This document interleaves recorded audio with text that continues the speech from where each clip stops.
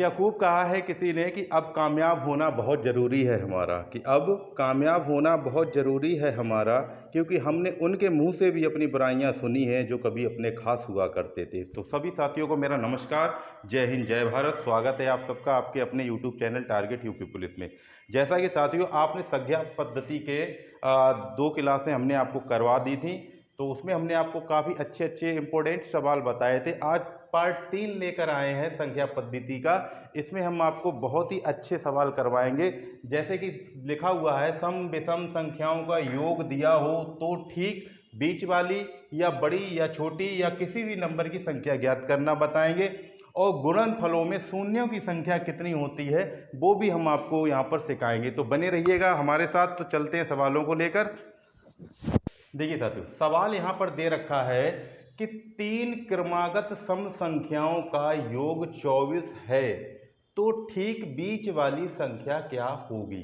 ठीक है, देखिए इसको निकालने के लिए देखो डिटेल में निकालेंगे तो इसको ऐसे निकालेंगे। देखिएगा 3 क्रमागत सम संख्याएं दी गई हैं, तो पहली हमने x मान ली, दूसरी x प्लस 2 और तीसरी 2 में सम करेंगे इसको 2 के बाद, तो ये हो जाएगा 4।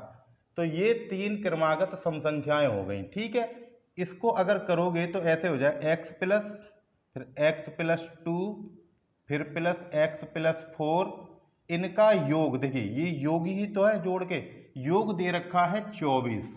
ठीक, इनको कर लीजिए। देखिए x कितने हैं इसमें, 1 2 3, तो 3x प्लस ये कितना हो गया 4 और 2 6 बराबर 24। ठीक, इतना समझ में आ रहा है। फिर देखिए इसको करेंगे तो 3x बराबर 24 माइनस 6, तो 3x बराबर 24 में से 6 गया तो कितना बचा 18। तो x बराबर 3 से 18 में भाग देंगे तो कितनी बार जाएगा 6 बार। तो x बराबर कितना आ गया 6 निकल कर आ गया। हमसे पूछी है कि ठीक बीच वाली संख्या कौन सी होगी, तो ठीक बीच वाली संख्या ये होगी, क्योंकि एक इधर तो बीच वाली ये होगी। तो बीच वाली कौन सी थी, x प्लस 2, तो x प्लस 2, तो x हमारा 6 आया है और 2 हमारा टोटल कितना हो गया 8। तो आंसर कितना आ गया इसका 8 निकल कर आ गया है इसका आंसर। तो इसको करेंगे डिटेल में तो ऐसे करेंगे, लेकिन आपको ऐसे नहीं करना है, मात्र 1 सेकंड में ही इसका आंसर आ जाएगा बस। ठीक है, देखिएगा कैसे करना है वो चीज देखिए। इसको भी हटा देते हैं फिर बताते हैं। अब देखिए आपने फुल तरीका देख लिया, इसको कैसे निकालेंगे मेथड के तरीके से, लेकिन शॉर्ट ट्रिक इसकी कैसे काम करेगी वो चीज देखिए। हमसे पूछी है बीच वाली संख्या कौन सी होगी, कितने की 3 क्रमागत संख्या होगी। संख्या कितनी है यहाँ पर, योग कितना दे रखा है 24, तो 24 को लिखो बटे में क्या करेंगे, कितनी पूछी है 3 क्रमागत सम संख्या है, कितनी है 3। 3 से भाग दे दो, कितना आ गया 8। बीच वाली संख्या बाहर निकल कर आ जाएगी, बीच वाली आ गई 8। तो यही हमारा क्या हो जाएगा आंसर, जो कि हमारा ए वाला राइट आंसर है। ठीक है, समझ में आ गया होगा। योग में जितनी संख्याएं दे रखी हो उसके भाग दे दें तो आपका मध्य वाला निकल आएगा, बीच वाला। ठीक है, अब देखिए यहां पर दे रखा है 5 क्रमागत सम संख्याओं का योग 250 है, तो सबसे बड़ी संख्या क्या होगी। ठीक, चलिए तो ऐसे ही इसमें करेंगे 250 लीजिए 250। ठीक है, ध्यान से देखना भैया, एक बार समझ में आ गया तो उतरेगा नहीं दिमाग से। 250 में 5 क्रमागत सम संख्याओं का योग दे रहा है 250। ठीक, तो 5 से इसमें भाग देंगे हम। ठीक, 5 से भाग देंगे तो 5 से हमने काट दिया, ये कितनी बार कट गया 50 बार, 5 25। तो ये कौन सा मान आ गया है, ये मध्य मान आ गया है। कौन सा आया है, बीच वाला। देखिए भाग देने पर सिर्फ बीच वाला ही मान आएगा। अब इसमें बीच वाला तो पूछा नहीं है, अब इसमें पूछा है कि 5 क्रमागत संख्याओं में सबसे बड़ी संख्या क्या होगी। तो देखिए हमने यहां पर ये मान ली 5, 1 2 3 4 और 5। ठीक है, ये मान कौन सा आया है, बीच वाला। तो 2 इधर 2 इधर, तो बीच में क्या कर देंगे हम 50 रख देंगे। ठीक है, हमसे पूछा है सबसे बड़ी सम संख्याओं की बात हो रही है, तो 50 के बाद सम संख्या कौन सी आएगी 52। 52 के बाद सम संख्या कौन सी आएगी 54। 50 से पहले कौन सी होगी 48 48 से पहले होगी 46। ठीक है, तो देखिए मध्य वाली संख्या हमने बीच में रख दी 52 सम संख्या, 50 के बाद 52 सम संख्या है और 52 के बाद 54 सम संख्या है। तो सबसे बड़ी पूछी है यहाँ पर, तो सबसे बड़ी संख्या हमारी कौन सी आई है? 54 निकल कर आई है। तो यही हमारा क्या हो जाएगा? आंसर हो जाएगा। उम्मीद करते हैं समझ में आ गया होगा। ठीक, तो ऑप्शन नंबर सी हमारा सही आंसर हो जाएगा। तो और भी सवाल लेकर चलते हैं, बने रहिए। अच्छा लग रहा हो वीडियो तो चैनल को सब्सक्राइब कर दीजिएगा। देखिए अगला सवाल है, देखिए 5 क्रमागत सम संख्याओं का योग 80 है तो ठीक बीच वाली संख्या क्या होगी? सेम सवाल है तो ऐसे ही इसको कर देंगे। देखिए 80 योग दे रखा है, योग 80 कितनी सम संख्या है? 5, 5 से काट दो तो कितनी बार कट गया? 16 बार। ठीक है, लेकिन ये 16 कौन सी संख्या निकल कर आई है? बीच वाली, बीच वाली। ठीक है, बीच वाली संख्या है। ठीक, तो बीच वाली ही पूछी, आंसर तो इसका ये हो गया। अगर तुम आगे पीछे की निकालनी चाहो तो निकाल दो। देखिए 16 हमने रख दी, 16 से बड़ी सम संख्या कौन सी होती है? 18। ठीक, 18 से बड़ी कौन सी होती है? 20। इधर आ जाइए, क्योंकि ये बीच की है तो 5 संख्या है तो 2 इधर होंगी 2 इधर होंगी। तो 16 से छोटी कितनी है? 14, और 14 से छोटी है 12।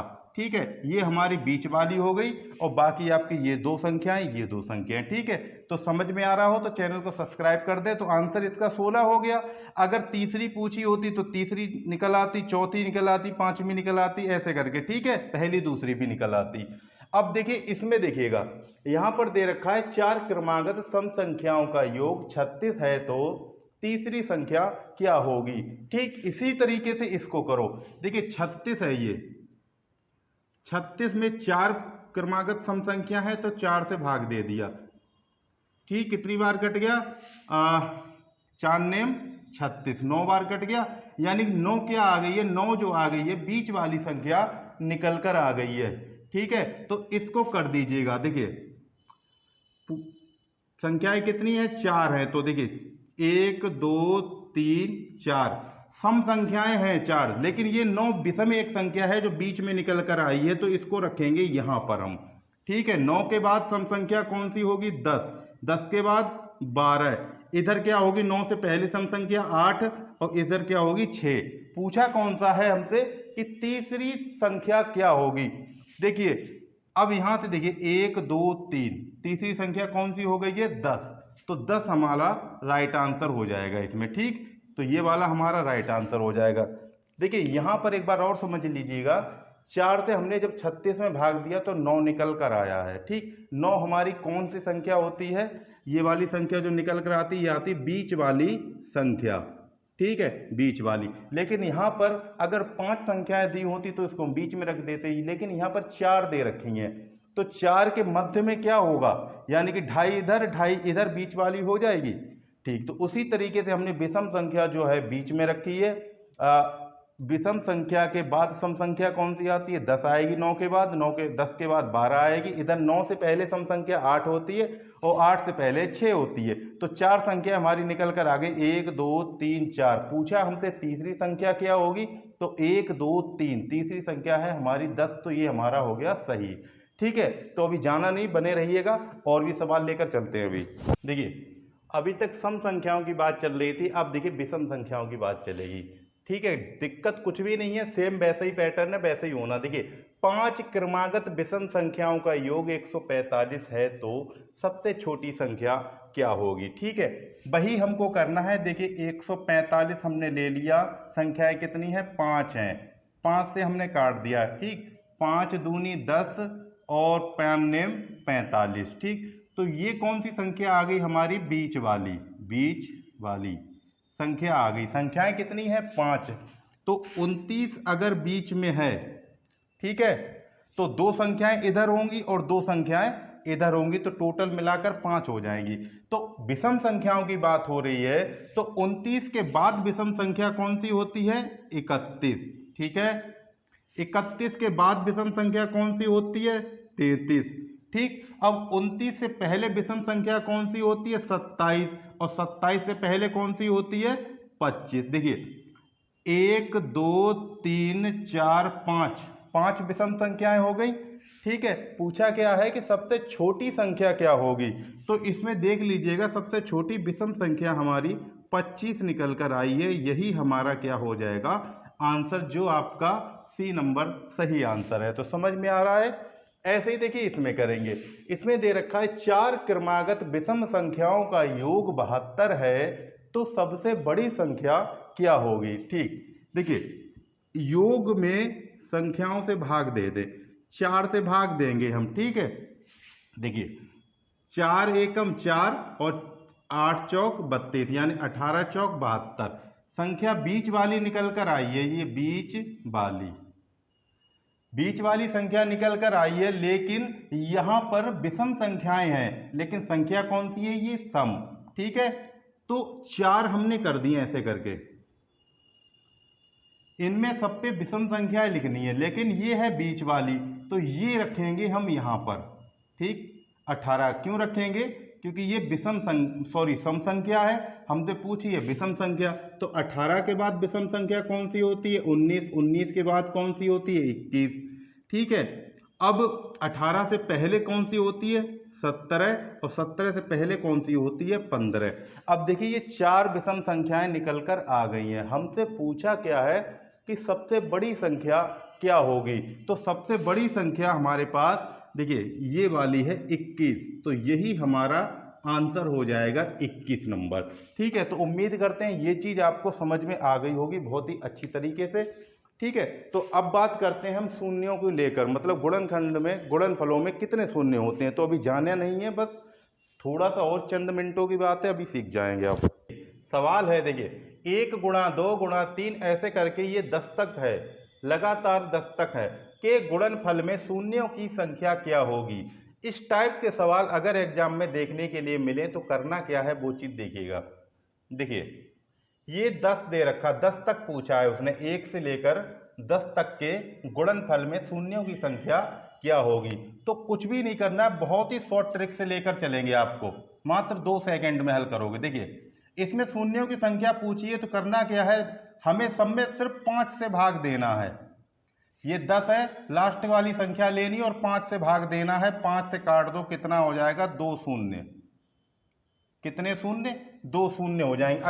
अगर 20 तक होती, जैसे कि यहां पर 1 से लेकर अगर 20 होता, ये 20 तक हो, तब क्या करते, तब भी देखो लास्ट वाली संख्या लेते और ये 5 से भाग देते। हम 5 से भाग देंगे, 5 चौक 20, तो कितने शून्य हो जाएंगे, 4 शून्य हो जाएंगे 20 तक में। ठीक है, अब देखिए यहां पर, देखिए यहां पर दिया गया है 1 से लेकर 80 तक के गुणनफल में शून्यों की संख्या क्या होगी। यहां पर देखिए थोड़ा समझने वाली बात है, 80 को हमने 5 से भाग दिया तो कितना बार कट गया, 16 बार। ठीक, 16 आ गया, लेकिन जब तक ये कटता रहे तब तक आपको काटना है 5 से।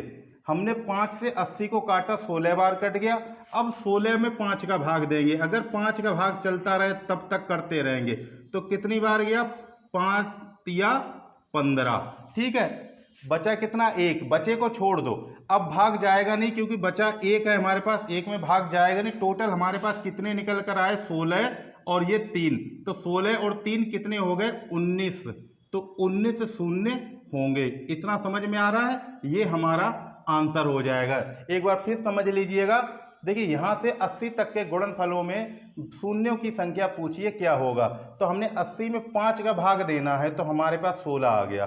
16 एक ऐसी संख्या है जिसमें 5 का भाग चला जाएगा, तो हमने फिर से 5 का भाग दे दिया, तो हमारा 3 बार पूरा 3 बार चला गया, एक शेष बच गया। इस शेष को छोड़ दो, अब इनको जोड़ लो, 16 और 3 कितना हो गया, 19। तो टोटल कितने शून्य होंगे इसमें, 19 शून्य होंगे। चलिए अगला सवाल लेकर चलते हैं। देखिए यहां पर दे रखा 1 से लेकर लगातार संख्याएं गई हैं 500 तक है, के गुणनफल में शून्यों की संख्या क्या होगी। तो इसको भी ऐसे ही करेंगे। लास्ट वाली संख्या क्या है हमारे पास, 500। ठीक है, 500, लेकिन ये जब लगातार हो तभी लास्ट वाली लेनी है, ऐसा नहीं है कि सम हो तो लास्ट वाली ले ली, नहीं। जब लगातार संख्याएं हों तब लास्ट वाली लेनी है और 5 से भाग देना है। तो कितनी बार चला गया, देखिए ये कटा हमारा 100 बार 5 से। ठीक, 100 बार कटा, 100 में हम भाग देंगे फिर 5 का, तो ये 20 बार कट गया। ठीक, 20 में फिर 5 से भाग देंगे, 5 से 5 चौक 20, तो ये 4 बार कट गया। अब 5 का भाग 4 में जाएगा नहीं, तो हमको करना क्या है, देखिए कितना निकल कर आया, 100 प्लस 20 और प्लस 4, टोटल कितने हो गए, 124। क्या है ये, शून्य है हमारे। ठीक, इतने शून्य होंगे, तो ये हो गया इसका आंसर। ठीक है, अब देखिए यहां पर देखिएगा, यहां पर दे रखा है 2 4 6। ठीक है, 2 4 6 ऐसे करके सम संख्याएं चली गई हैं 500 तक। ठीक है, तो इसमें पूछा है गुणनफलों में शून्य की संख्या क्या होगी। यहां पर देखिए, अगर 500 में सम संख्याएं निकालें तो कितनी सम संख्याएं होंगी हमारी, 250 संख्याएं होंगी सम। ठीक है, तो यहां पर 500 ना लिख के संख्याएं लिखेंगे, कितनी टोटल संख्याएं होंगी, 2 सम संख्याएं। अगर 500 में सम संख्याएं निकालोगे तो कितनी होंगी भाई, 250 होंगी, तो 250 लिखेंगे यहां पर। एक बार फिर समझ लीजिएगा कि अगर सम संख्याएं दे रखी हों तो सम संख्याओं का ही योग जितना होगा वो लास्ट वाला लिखेंगे। यहां पर देखिए, यहां पर 500 तक सम संख्याएं दे रखी हैं, लेकिन 500 में सम संख्याएं कितनी होंगी, 250 ही तो होंगी, तो वो 250 हमने ले ली। अब 250 में हमने 5 का भाग दिया, तो ये कितनी बार गया, 50 बार, 5 25। अब 50 में हम काटेंगे 5 से, तो ये कट गया 10 बार। अब 10 का भाग देंगे, 10 में भाग देंगे फिर 5 का, तो ये कट गया 2 बार। टोटल कितनी निकल कर आ गई, देखिए 50 प्लस 10 प्लस 2, यानी कि 62 हैं। इसमें शून्य की संख्या कितनी हो जाएगी, 62। तो यही हमारा क्या हो जाएगा आंसर। अगर यहां पर विषम संख्याएं दे रखी हो, ये तो समझ में आ गया है। देखिए यहां पर ऐसे दे रखा हो तो कैसे करेंगे, जैसे कि देखिएगा 1 गुणा 3 गुणा 5 गुणा 7, इस तरीके से लेकर, अगर सवाल इस तरीके से हो, ये तो देखिए सम वाला था, ये देखिए 1 3 5 7 और 99 तक है, तो इसमें गुणनफलों में शून्य की संख्या क्या होगी वो पूछा गया। यहां पर देखिएगा ये सब विषम संख्याएं हैं।